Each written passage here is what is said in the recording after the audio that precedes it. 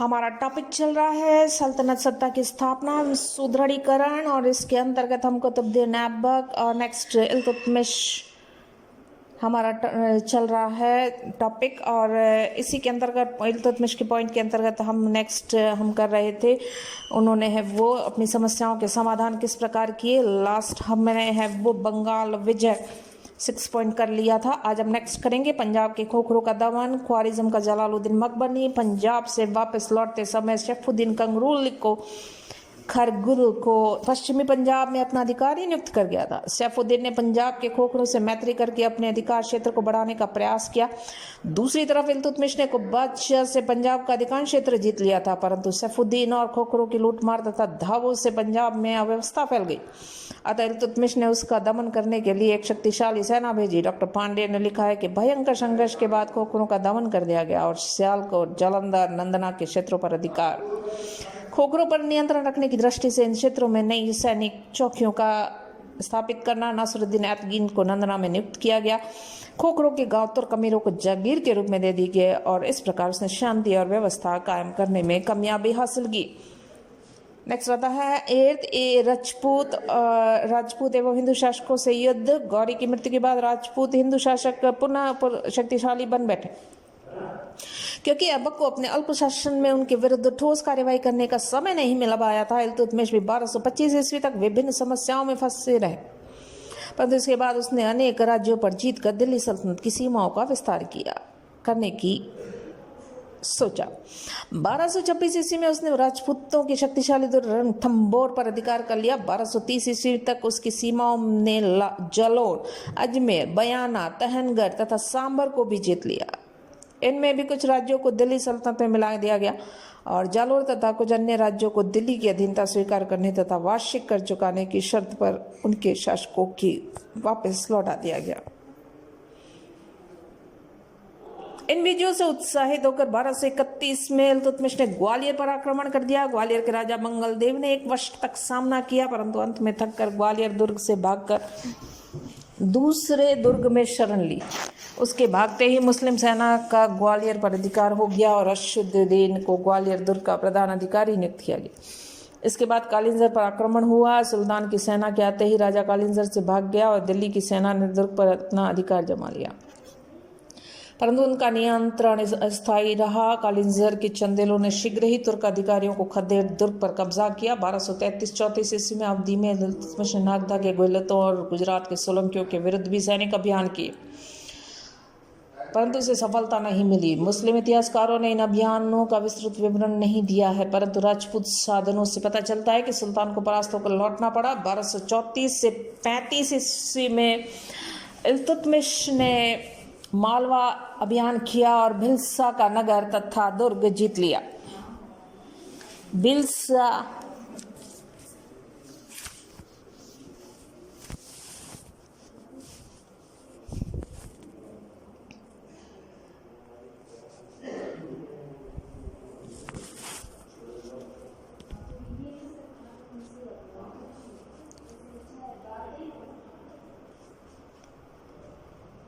भिल्सा नगर तथा दुर्ग जीता और भिल्सा में सुल्तान ने 300 वर्ष प्राचीन एवं भव्य मंदिरों को भूमिसात किया। उज्जैन पर आक्रमण बिना किसी विशेष प्रतिरोध के इस नगर का अधिकार कर लिया। सुल्तान ने उज्जैन में स्थित महाकाल के विख्यात मंदिर को नष्ट किया। उज्जैन को लूटमार से सुल्तान को पर्याप्त धन मिला। कटहर, दोआब, अवध तथा बिहार में भी हिंदुओं के अनेक छोटे बड़े ठिकानों थे। उनके शासक समय समय पर मुस्लिम अधिकारियों को तंग करते रहते थे, अतः उनके विरुद्ध भी कई बार सैनिक अभियान किए गए और दिल्ली सल्तनत की अधीनता स्वीकार करने के लिए विवश किया। इल्तुतमिश का अंतिम अभियान बयाना पर हुआ, परंतु मार्ग में ही स्वास्थ्य बिगड़ गया और वापस लौटना पड़ा। नेक्स्ट आता है खलीफा द्वारा सम्मान प्राप्त करना। यद्यपि इल्तुतमिश ने अपनी सैनिक शक्ति के बल पर सिंहासन के अन्य दावेदारों को परास्त करके दिल्ली के सिंहासन पर अपनी स्थिति को सुदृढ़ किया था, फिर भी इस्लामिक कानून के हिसाब से उसका राज्याधिकार निर्बल ही था। कारण था वह एक दास था। अतः उसने बगदाद के खलीफा, जिसे मुस्लिम जगत का सर्वोच्च धर्माधिकारी एवं शासनाधिकारी माना जाता है, से अपने राज्य को वैधानिक मान्यता प्रदान करने को निवेदन किया। बगदाद के तत्कालीन खलीफा अल इमाम मुस्तसीर बिल्ला ने इल्तुतमिश को दिल्ली सल्तनत का सुल्तान स्वीकार कर लिया और उसको नसीर अमीर उल मामनीत खलीफा का सहायक की उपाधि प्रदान की और तथा उसके लिए खिलत पोशाक भी भिजवाई। इस घटना का अत्यधिक राजनीतिक महत्व है। खलीफा की स्वीकृति से उसका वैधानिक पक्ष मजबूत हो गया और मुसलमानों के लिए उसकी आज्ञाओं की अवज्ञा धर्म की अवहेलना के समान हो गई।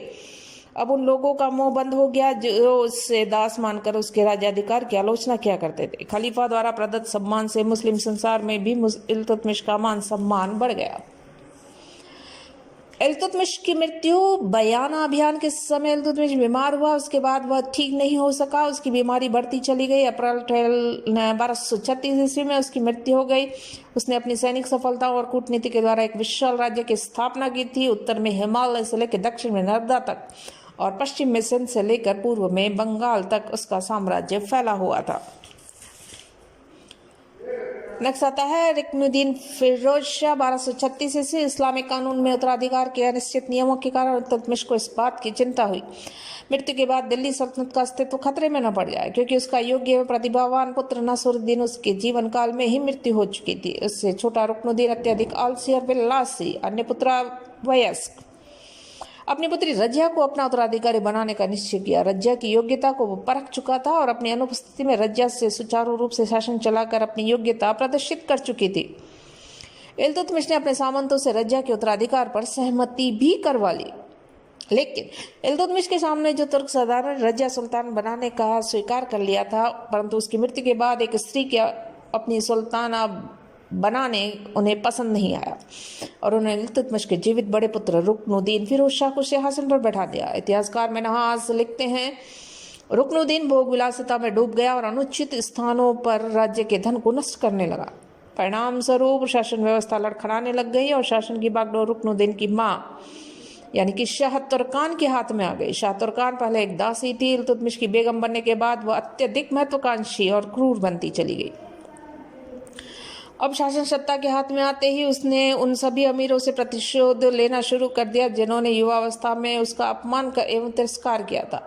मिन्हाज लिखता है कि शाह तुर्कान ने इल्तुतमिश की अन्य बेगमों से भी प्रतिशोध लिया, कई अमीरों का वध करवा दिया और इल्तुतमिश के युवा पुत्र कुतुबुद्दीन को अंधा करवाकर मार डाला।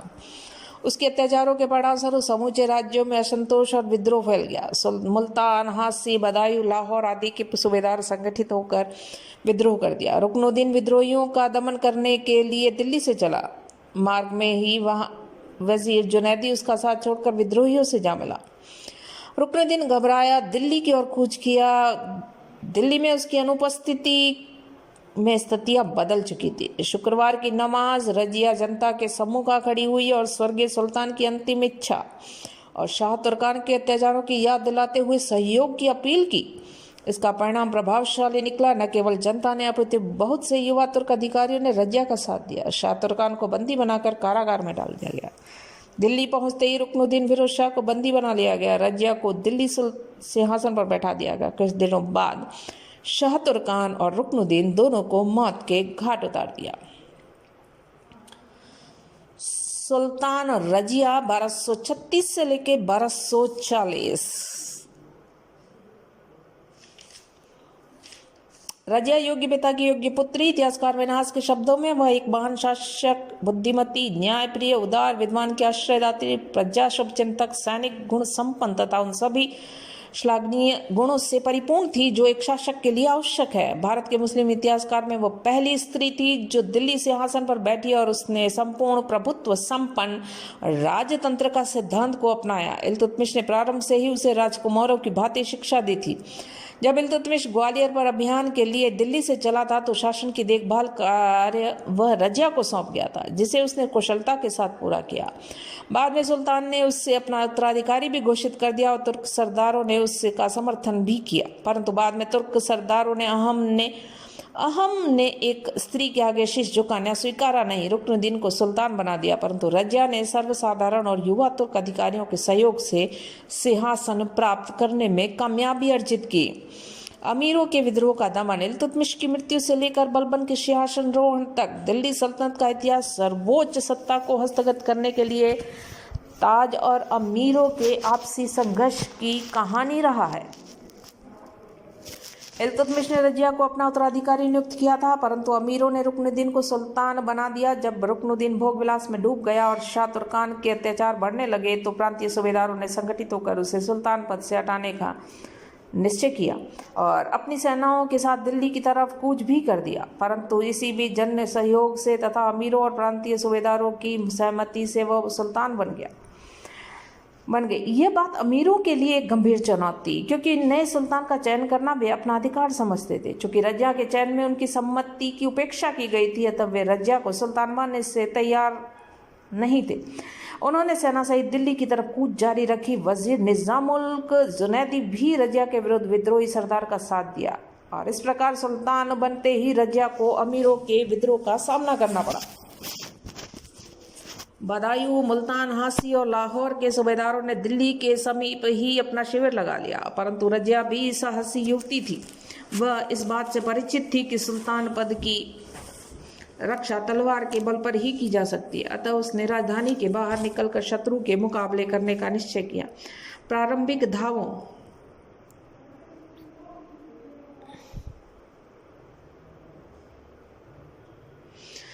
से जब अपेक्षाकृत सफलता न मिल पाई तो रजिया ने कूटनीति का सहारा लिया। उसे सूबेदारों को पारस्परिक फूट की जानकारी मिल चुकी थी, अतः उसने बदायूं के सूबेदार मलिक इज़्ज़ाउद्दीन मोहम्मद सलारी और मुल्तान के सूबेदार इज़्ज़ुद्दीन कबीर खां अयाज को अपनी तरफ मिला लिया। विद्रोही शिविर में यह प्रचार करवाया कि बहुत से शक्तिशाली अमीर रजिया के पक्ष में जा चुके हैं। परिणाम यह रहा कि बहुत से विद्रोही सैनिक शिविर से भाग निकले। इसी समय रजिया ने विद्रोही पर जोरदार आक्रमण कर भागते हुए सैनिकों का पीछा किया और मौत के घाट उतार दिया। हासी का सूबेदार मलिक शैफुद्दीन कूची बंदी बना लिया गया और उससे भी मौत के घाट उतार दिया गया। लाहौर का सूबेदार मलिक अलाउद्दीन जानी भी मारा गया। वजीर जुनैदी सिरमौर की पहाड़ियों की तरफ भाग गया। इस प्रकार विद्रोहियों को कुचल दिया गया और अमीरों और ताज के मध्य लड़े गए इस संघर्ष में रजिया ने उनकी संगठित शक्ति को परास्त कर अपने चयन के औचित्य को सिद्ध कर दिया। नवीन नियुक्तियां अमीरों के विद्रोह के कुचलने के बाद प्रशासनिक नवीन नियुक्तियां की गई, जिसका मुख्य उद्देश्य शासन व्यवस्था को तुर्क अधिकारियों के एकाधिकार से मुक्त करना था। उसने ख्वाजा मुहाजुबुद्दीन को वजीर, मलिक शैफुद्दीन ऐबक को बहतू को सेना का अध्यक्ष, मलिक इज़्ज़ाउद्दीन कबीर खां को लाहौर का सूबेदार, इख्तियारुद्दीन अल-दुनिया को बठिंडा का सूबेदार, ऐदगिन को अमीर हाजिब और मालिक जमालुद्दीन यकूत को अमीर यकूर पद नियुक्त किया गया। मलिक कुतुबुद्दीन हसन गोरी को नायब लश्कर पद पर नियुक्त किया गया। रजिया के समय की मुख्य घटनाएं देखें तो करमत एवं मुजाहिदों का विद्रोह। सुल्तान बनने के कुछ महीनों बाद ही रजिया को करमत तथा मुजाहिदों को विद्रोह का सामना करना पड़ा। नूरुद्दीन नामक एक दुर्ग के उकसाने पर गुजरात, सिंध, दिल्ली के पड़ोस और गंगा यमुना दोआब में बसे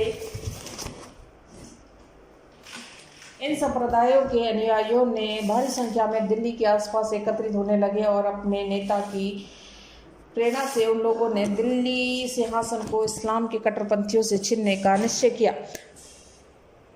शुक्रवार मार्च 1237 ईस्वी के दिन करमाइती लोगों ने शस्त्रों से सज्जित होकर दो अलग दिशाओं में दिल्ली की जामा मस्जिद पर आक्रमण कर दिया। इनका विश्वास था कि सुल्तान रजिया भी वही होगी। करमतियों ने मस्जिद में उपस्थित मुसलमानों को मौत के घाट उतारना शुरू कर दिया।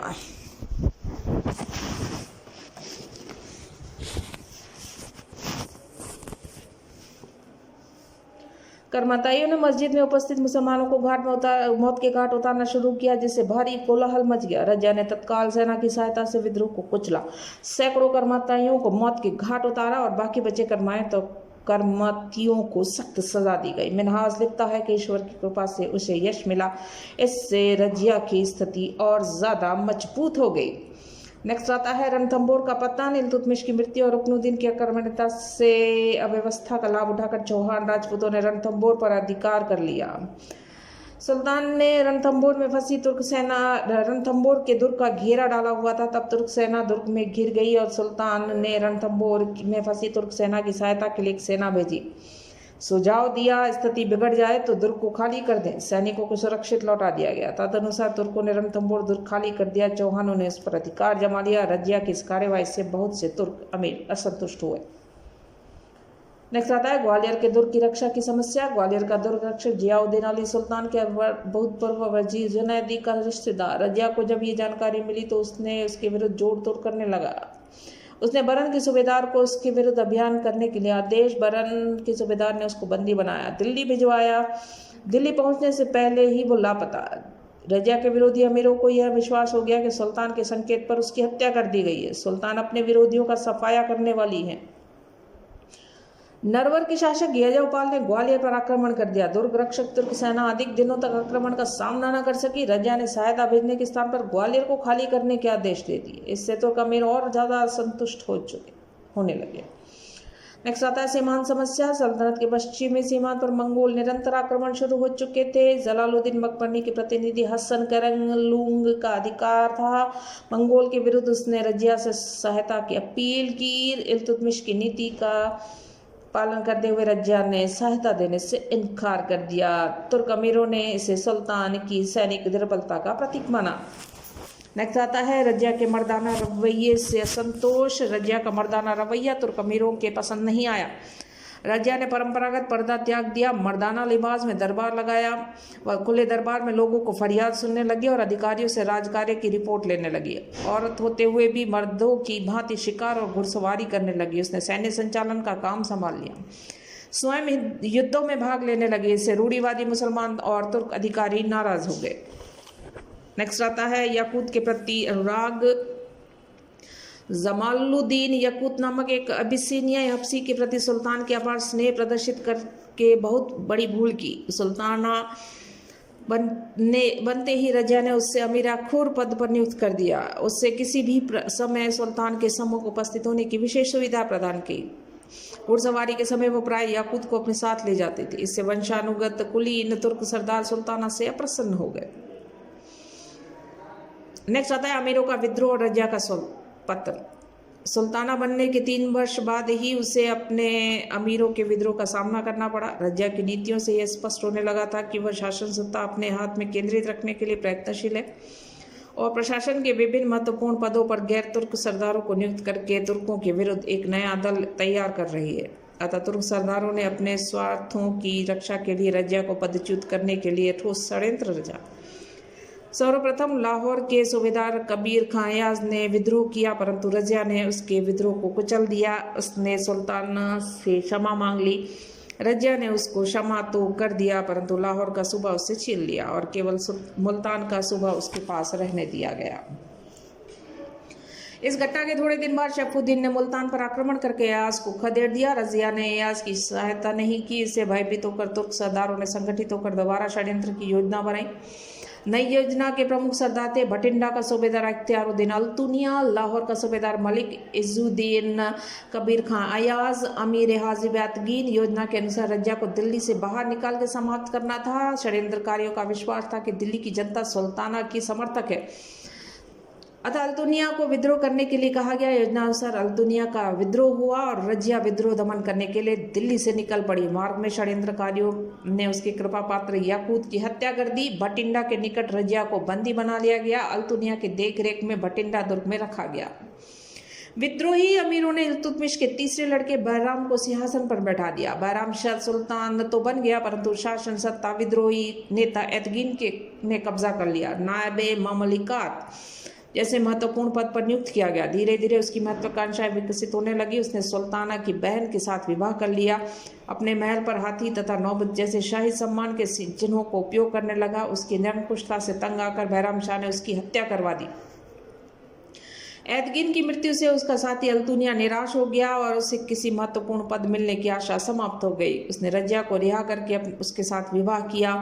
मिनाज के मतानुसार रजिया ने अल्तुनिया पर अपना मायाजाल बिछाकर उससे विवाह कर हारी हुई बाजी को जीतने का प्रयास किया था। परिस्थितियां जैसी भी रही हो, दोनों ने सेना सहित दिल्ली की तरफ कूच किया। मलिक इजुद्दीन सालारी और मलिक कराकश जैसे कुछ अमीरों भी रजिया के पक्ष में आ मिले। सुल्तान बहराम शाह की सेना ने बढ़कर रजिया पर आक्रमण किया। युद्ध में रजिया और अल्तुनिया की हार हुई। वे दोनों भाग निकले, परंतु कैथल के निकट कुछ हिंदू लुटेरों ने उनकी हत्या कर दी। इस प्रकार सुल्तान रजिया का दुखद अंत हो गया। हमारा टॉपिक